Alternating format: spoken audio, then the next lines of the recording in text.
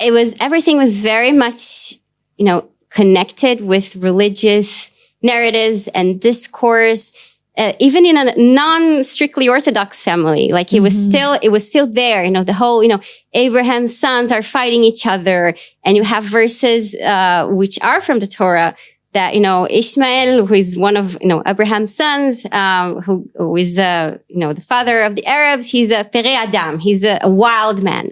And then you use that to say, everyone, all the Arabs are like that. So all my perspectives of what was going on here were very much connected to the religious aspect of it. And also not just about the past, but also about the future, about, the messianic purpose of the state of Israel. And then again, you can see me that I'm still a religious person. These are not things that I just threw away. But with time and specifically through interfaith dialogue, I think I learned to reshape my own religious and political views in different ways. You are listening to the podcast Women Ending War, where you will hear the voices of Israeli and Palestinian women dedicating their lives to creating a new reality in this land. Welcome. Thanks for joining us. Assalamu alaikum, Elana. Shalom aleichem, Eva. So nice to see you. Nice to see you again. Hi, Carolina. Hi, it's really good to be here. Good to Hola. see you. Hola. Oi. Or oi, is that how you say it in Brazil? Oi, You say yes. hola? Okay. We're here with Carolina Frimer. Welcome. Thank you. Thank you so much for the invitation. Carolina is the community director of the Interfaith Encounter Association, the coordinator of lots of interfaith groups in Israel, Palestine, West Bank, all of that. Yes? Exactly. Yes. I say I'm the coordinator of the coordinators. We have Coordinator of the coordinators. 35 groups, so I wouldn't be able to coordinate them all. I'm always in touch with the coordinators of each of these groups. Amazing. And originally from Brazil. That's why I said. From Brazil, yeah. Okay, just putting that out there. Okay, so tell us a little bit about what you do, what the interfaith groups are. Okay, so I work at the Interfaith Encounter Association. It's an organization that was founded in 2001 during the Second Intifada. The need they recognize, the small group of interfaith activists, was really to try to find spaces where people could build positive relationships and still have meaningful conversations. So to address, to do peace building in a way that you don't, the relationship between the people is not exclusively based on the conflict, but you can also build some kind of relationship of bridges that can allow people to develop, empathy, to break down stereotypes. And the way that they decided to do it was through interfaith dialogue, because it addresses, existential issues. It addresses things that for people are not superficial. You can really go deeper into getting to know people, getting to know their culture, their environment. And it does so in a way that you don't feel threatened when you're there. You don't feel like in a defense that you need, to defend your own, ethnicity, your own people, your own political views. So it allows for, perhaps a smoother way and a long-term way of building relationships and building, cross-community relationships. And it's also an opportunity to engage people who generally don't come to these kind of cross-community activities. So a lot of people know that, the traditional peace camp has a certain profile to it. A lot of times it's much more secular. It's left-leaning. So a lot of people in our region do not identify necessarily with these labels and are generally not prone to participating in these kind of activities. So it's really trying to reach out to people who aren't the obvious, customers of Israeli-Palestinian dialogue, and to be able to reach them in a way they feel comfortable enough to come and to slowly, get into, to know other people, get to know other cultures in a non-threatening way, in a way that they can develop a more positive relationship, and really to engage religion as part of this conversation, because we're talking about, the organization was founded a few years after the Oslo Accords. So, religion and religious people were by and large considered spoilers in a way. Religion is part of the problem of the conflict.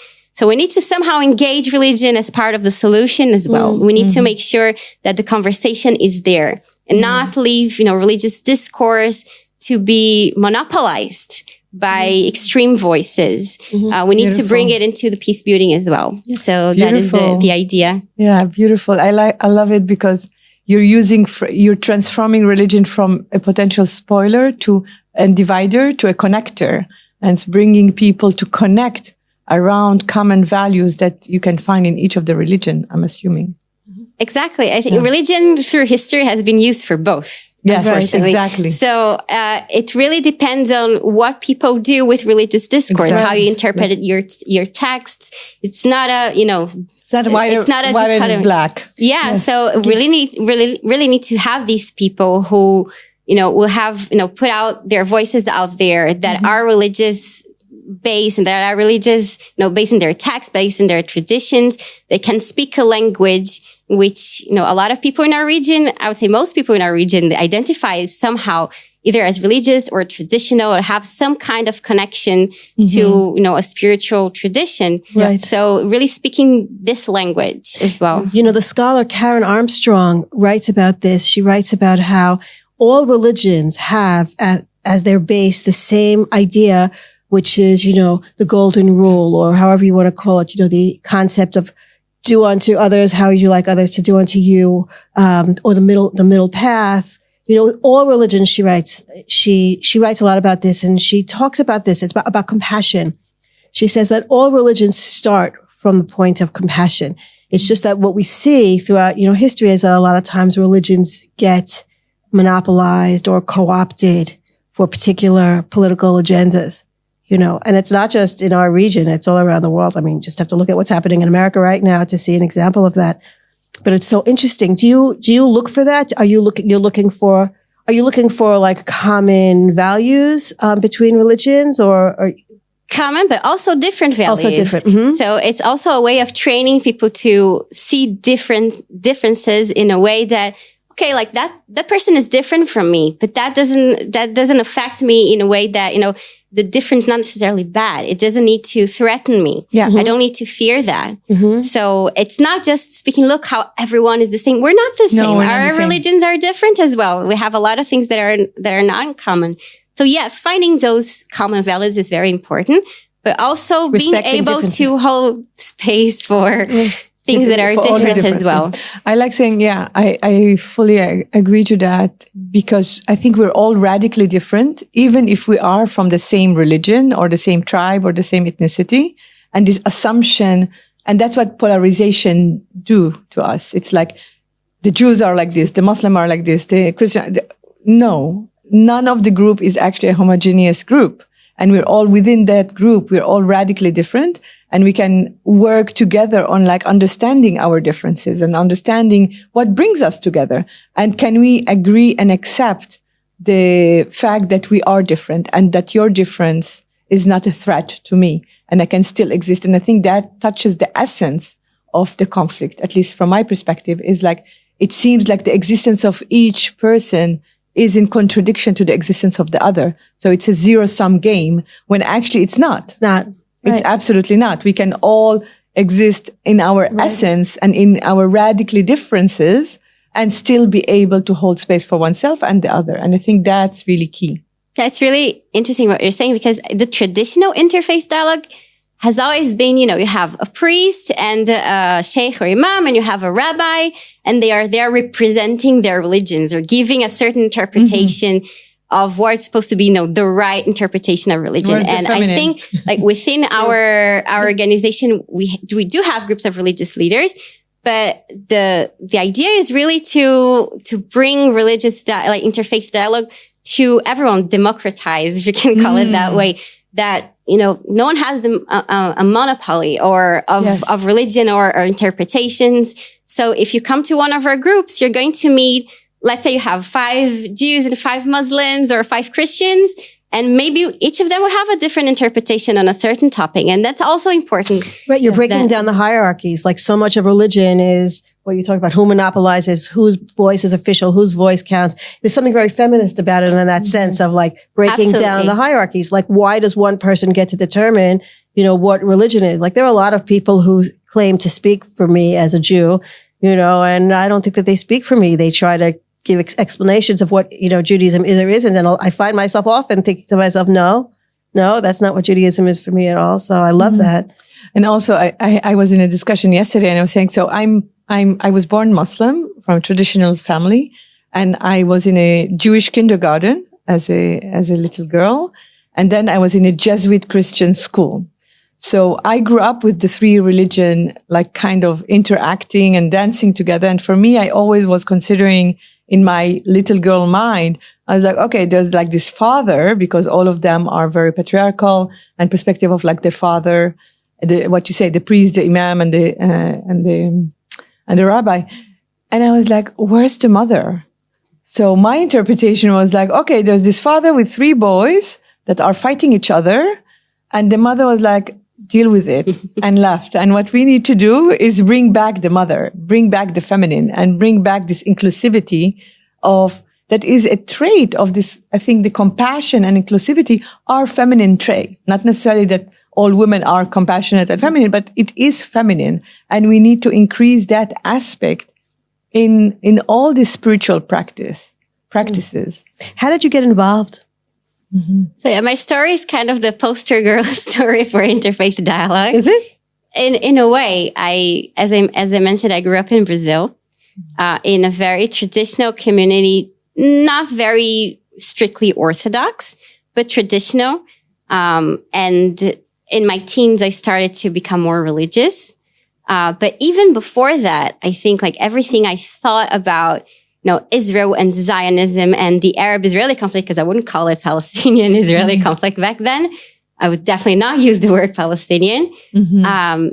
Everything was very much, connected with religious narratives and discourse, even in a non-strictly Orthodox family. Like it was still there. The whole, Abraham's sons are fighting each other, and you have verses, which are from the Torah, that, Ishmael, who is one of, Abraham's sons, who is, the father of the Arabs, he's a Pere Adam. He's a wild man. And then you use that to say, everyone, all the Arabs are like that. So all my perspectives of what was going on here were very much connected to the religious aspect of it. And also not just about the past, but also about the future, about, the messianic purpose of the state of Israel. And then again, you can see me that I'm still a religious person. These are not things that I just threw away. But with time and specifically through interfaith dialogue, I think I learned to reshape my own religious and political views in different ways. So it actually started, I always say my prejudice kind of pushed me into interfaith dialogue in a twisted kind of way.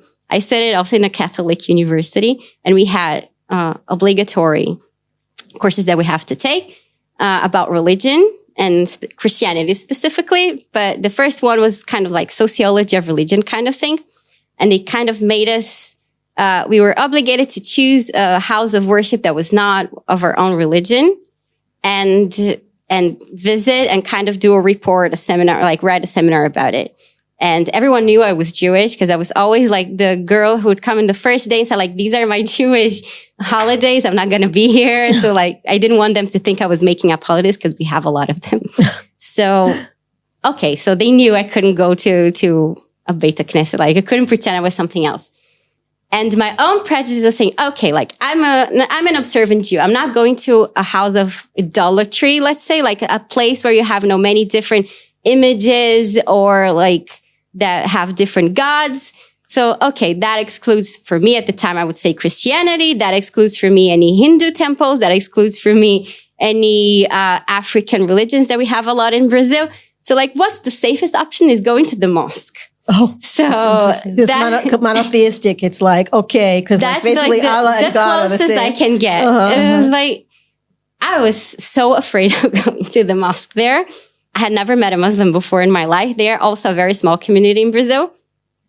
But it was the first time I was able to actually recognize that we had something in common. It's kind of twisted way to say, my own prejudice about other religions kind of pushed me into dialogue with Muslims. But it was like the beginning of a way of like being able to recognize that, I left the mosque unharmed. So maybe they're not all terrorists.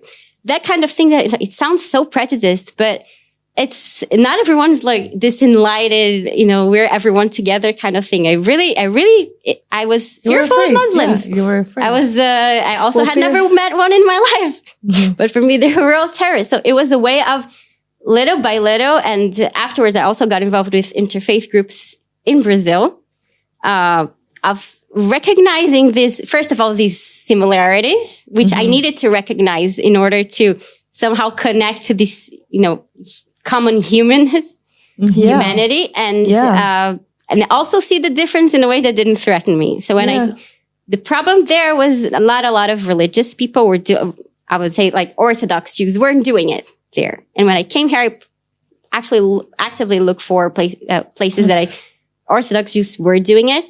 And I actually came to the Interfaith Encounter Association as a participant. And they invited me to a really interesting encounter of yeshiva boys with people from Hebron. And they were talking about the Temple Mount, Haram el-Sharif. And they were talking it was like the most explosive topic that you can put there. But they were talking about it from a strictly religious perspective.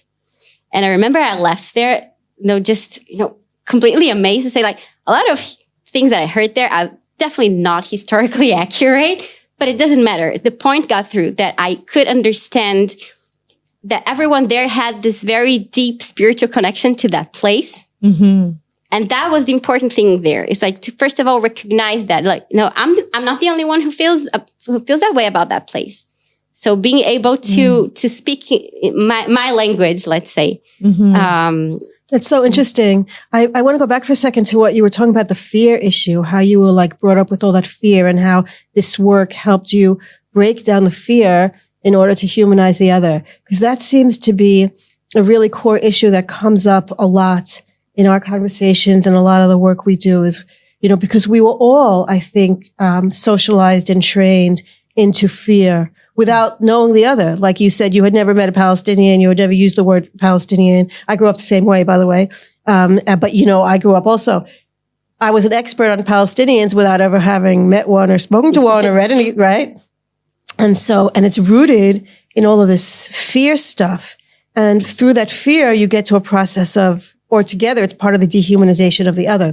I don't know who that person is, but I know that they're all, terrifying kind of thing. And like undoing that is really a process. It's not something that happens like in a split second, and it's not one event that does it. It's like a series of events. It's an undoing of all of this programming. Yeah. What I love about your story is the courage that it took for you to actually say, okay, within this context in Brazil and all these different religions, the one religion that would be similar potentially to mine is Islam. And I love that. I love that. And despite the fear, like all I know about this religion is that they're going to kill me if I ever go there, but I'm still willing to go there. And I think it's the embodied experience that you had an embodied experience going there and saying, oh, I'm still alive. I'm unharmed.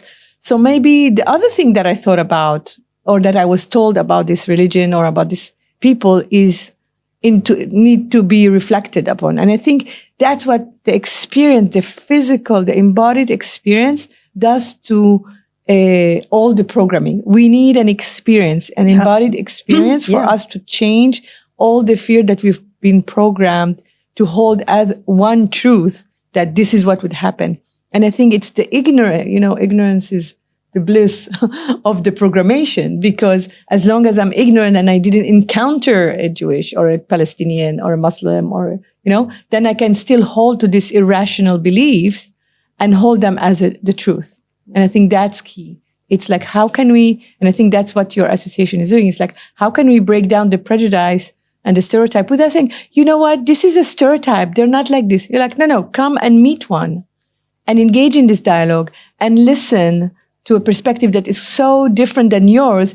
And probably from your perspective, it's like not true, but still understand. And that's what you're saying. You're speaking to like, I didn't need to agree with what they said, but I could identify that they have the same passion and the same conviction that I have about my religion or about my attachment. That's the and breaking I think down. that's the breaking, the shared humanity and spirituality in a way. Yeah, it's breaking down the process of dehumanization. Yes. You know, we're programmed into dehumanization, and it takes all of that work, all what you just described and what we described, to break that. Like it takes like active, courageous, I agree about the courage, active courage to break down all those processes. Yeah, I think I always feel kind of unfair whenever I speak about courage, because I see a lot of especially my Palestinian colleagues, the courage that they have to have in order to participate in this kind of programming is even greater, because we're talking about their own security. Yes. But there's definitely a courage about, being able to question, and to own it, so that perhaps I was wrong. That is definitely, that's something that we want to achieve, even if people don't have like necessarily an epiphany that they now change everything they believe about the conflict or anything. But this little by little being able to recognize maybe there are things that I can rethink. And it was interesting that when I moved here, I started, I went to study my master's on conflict research and resolution. And I started interviewing people who were from the religious Zionist communities who participated in dialogue with Palestinians, and what it did to them. What it was that, how they were all still religious and still Zionist. Like, what was going on there? Like, what were they thinking?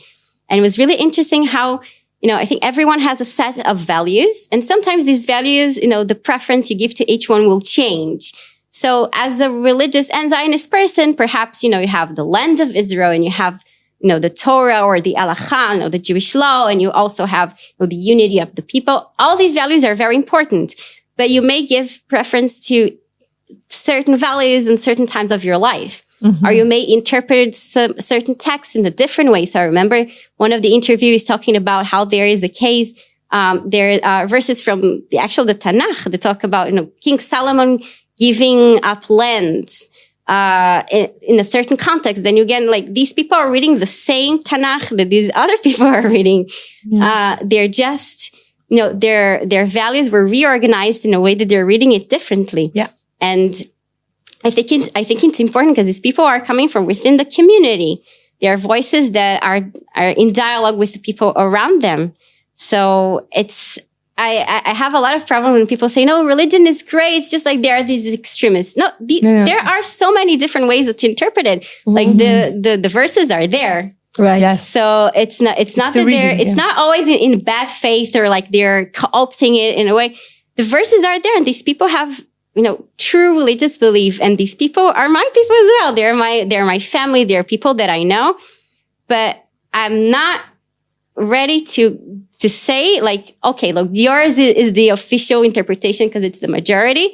I have this other connection to the same text, to these same values that works in a different way. And it's just as valid. And I would like to hear more of these voices. So it's also a matter of, balancing these different voices within the same community. And I think the same thing works for the Muslim community as well. So what are some of your biggest challenges in this work, especially now? Can you speak to how the current situation that we're in war/ceasefire, like now we're in a ceasefire time, as sort of. Can you talk about what some of these challenges have been? Sure. I'll start with some general challenges. I think they're always there and have gotten worse with after October 7th. Some of them I would call logistical challenges, but we were speaking before that nothing's only logistical. There's always politics into it. What do you mean by logistical? Like travel? I think things that are perhaps external to the encounter itself, like things that are surrounding the encounter. So, sorry. Of course, I have the issue of funding, for example, because no one wants to fund, peace nowadays. Like, you have very little people who do it. And right now, for example, we had a grant from USA. Oh, no. That we don't know what's going to happen. We thought we'd be able to breathe for some time. We were starting new groups, like we were growing. And then you see, this kind of challenges that, again, I said, it looks like a technical thing, but at the end, it has to do with the political things that are happening around us. Right. Also the freedom of movement for Palestinians, for example. So we don't have permits right now for Palestinians to come into Israel. a lot of our groups who used to meet here are right now, they had to freeze their activities. Mm-hmm. And we know how hard it is for them to meet in the West Bank as well. So we do have a few groups that do meet in the West Bank, groups with settlers and Palestinians. So it's very challenging. Again, it looks like a logistical kind of thing, but it's very much has to do with that our surroundings don't want us to do what we're doing at the end. Marhaba, I'm Elana. Shalom. مرحبا, اسمي فاخرة. And we're your co-hosts of Women Ending War.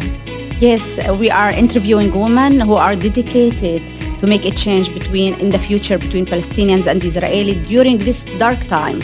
We are working to create a different future, full of light and hope and humanity. Yes, and bringing women who are holding principles of equality, justice, freedom, and dignity for both people. Join us. If you like what we have to say, subscribe, like, share, and comment. Be in touch with us. We want to hear from you. We love hearing from you. It's like Kafkaesque. You know, like Kafka was all about what looks like bureaucracy is really politics. It's really control. It looks like bureaucracy, but bureaucracy is really ways of controlling people, controlling their movements, controlling their thinking, controlling their behavior, like all of that. Absolutely. Very Kafkaesque. And these are things that are also gotten worse after October 7th. They've gotten worse after October 7th. Yeah. We hear that especially in terms of permits for Palestinian, for example, which are basically non-existent. And then I would say there are like the essential aspects, essential challenges. I'm not sure how to call it, like things that have to do with the dynamics within the encounter itself. One of them we're speaking before, sometimes you have asymmetries between the people who are attending. It could be economic or social or political, people who come from different backgrounds.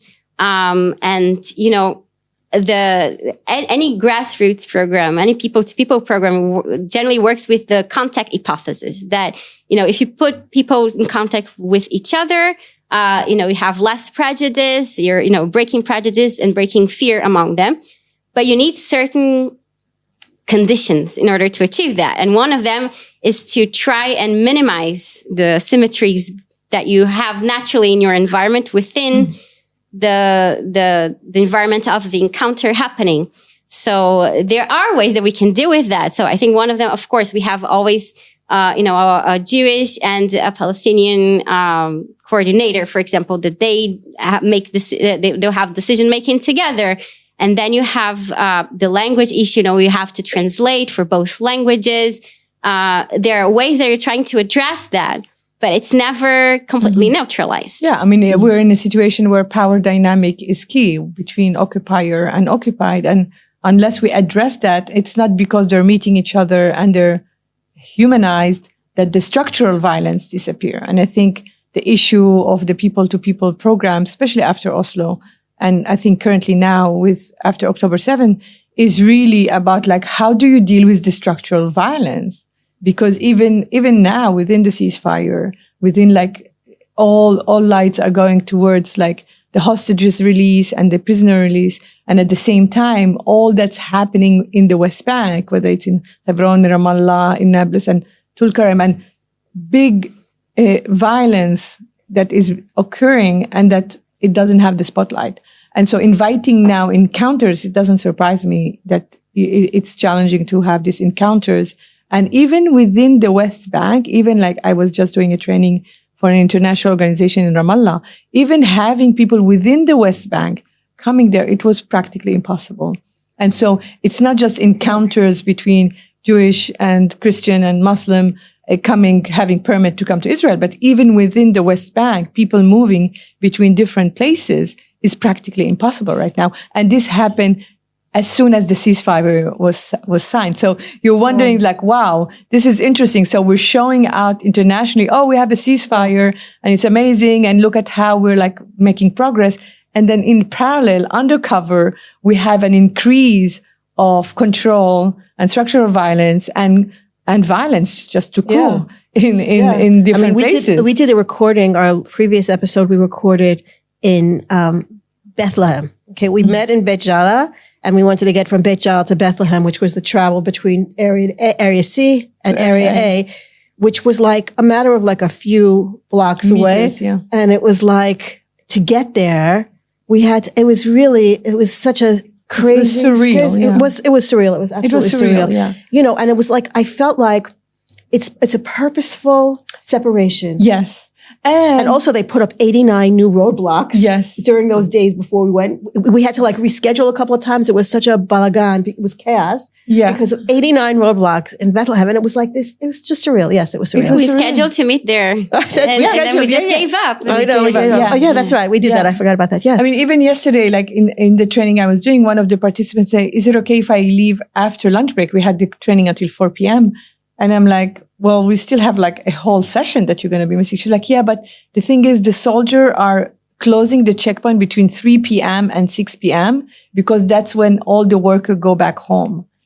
You know, I'm like, wow, this is like purposeful. You just had a long, tiring day at work and you want to go get to home. And instead you're like sitting for 3 hours at a checkpoint. Yeah. And the traffic jam is crazy. And I mean, like there was this reel on Instagram that was really funny because showing how some of the Palestinians are just like starting to make like business there, like having tea and thermos, etc. Because they're like, yeah, there's not much we can do. Like everybody know that they're not going to get home as scheduled. But also it's very dehumanizing. It's very dehumanizing and it's really on purpose. And I'm wondering like, what do these soldiers have in mind? These are like 18, 20 years old kids to whom you give power. And you know, power abuses and total power abuses totally. And it's really shameful. They're educated the same way I was educated, which is to dehumanize the other and to not think about it too much. It takes a certain maturity to like, first of all, it does take a lot of courage to question everything you've been taught and things that everybody around you thinks are truths. You know, it takes a certain process of learning how to think for yourself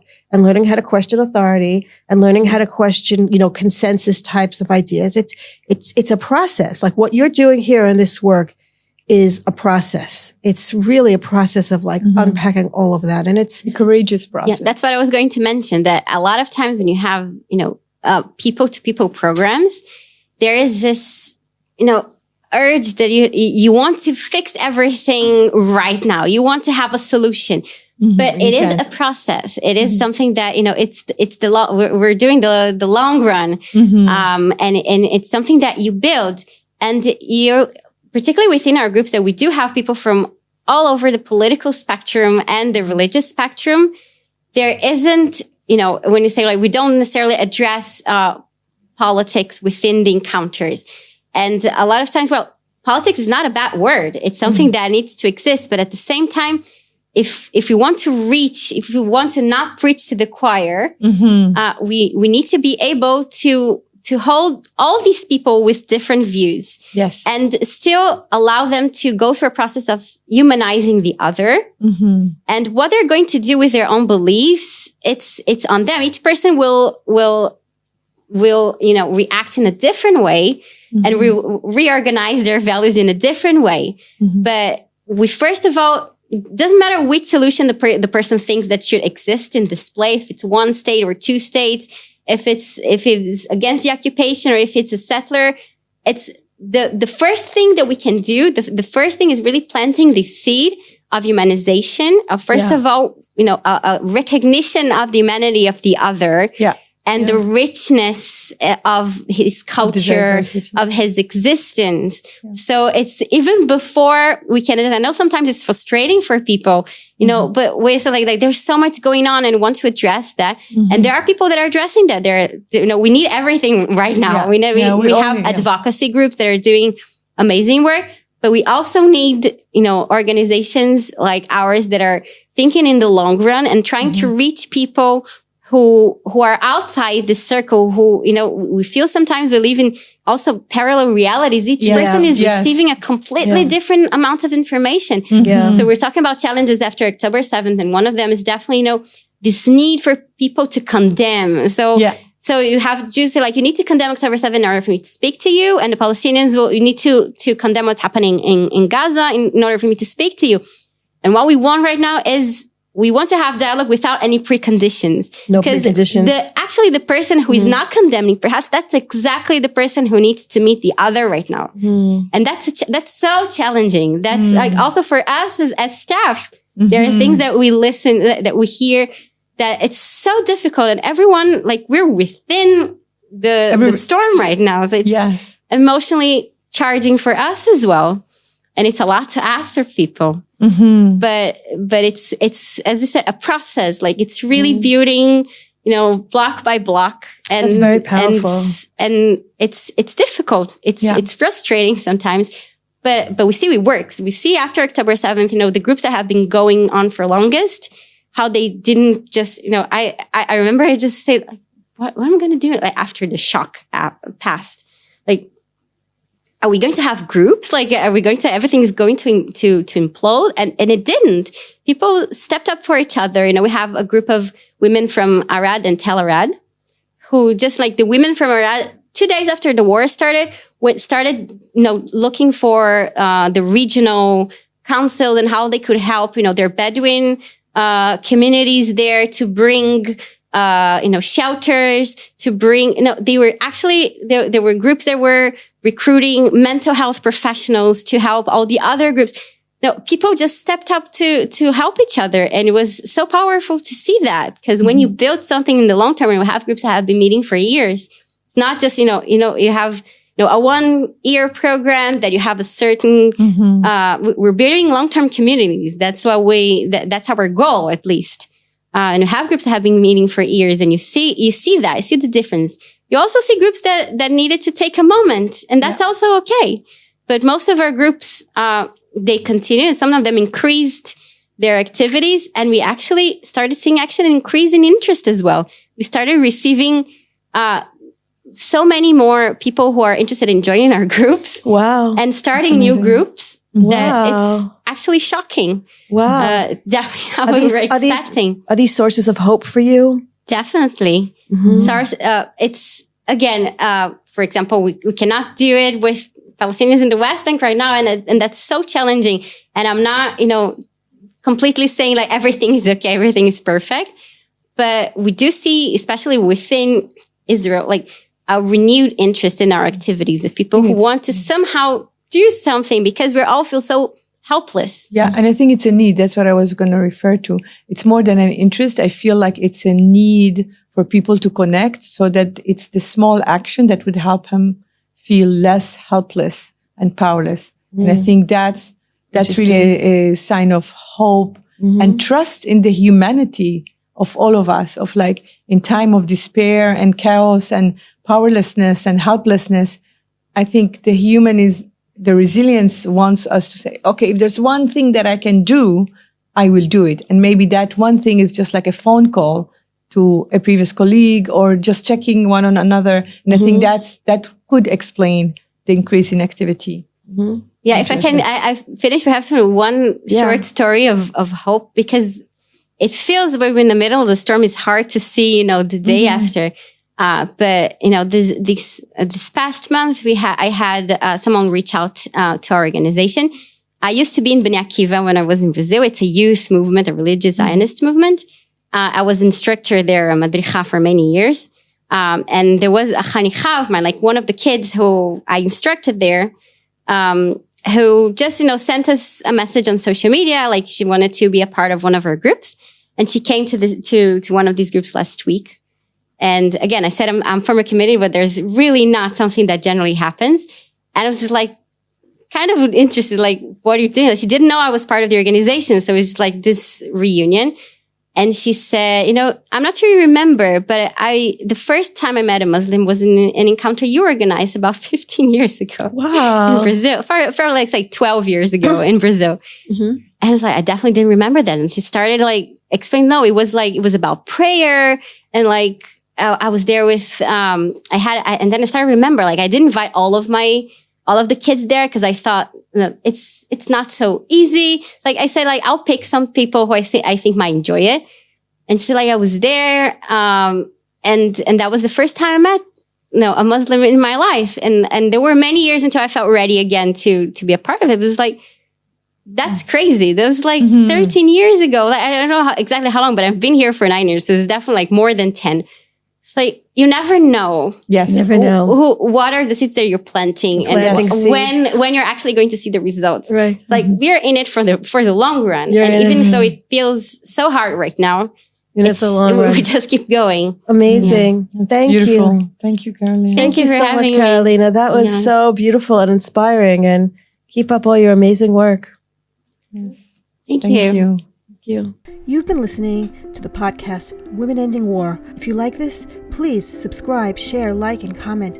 Links to our channels on YouTube, Spotify, and Apple are below. Follow us on Facebook, Instagram, and Substack. In peace, salam, and shalom.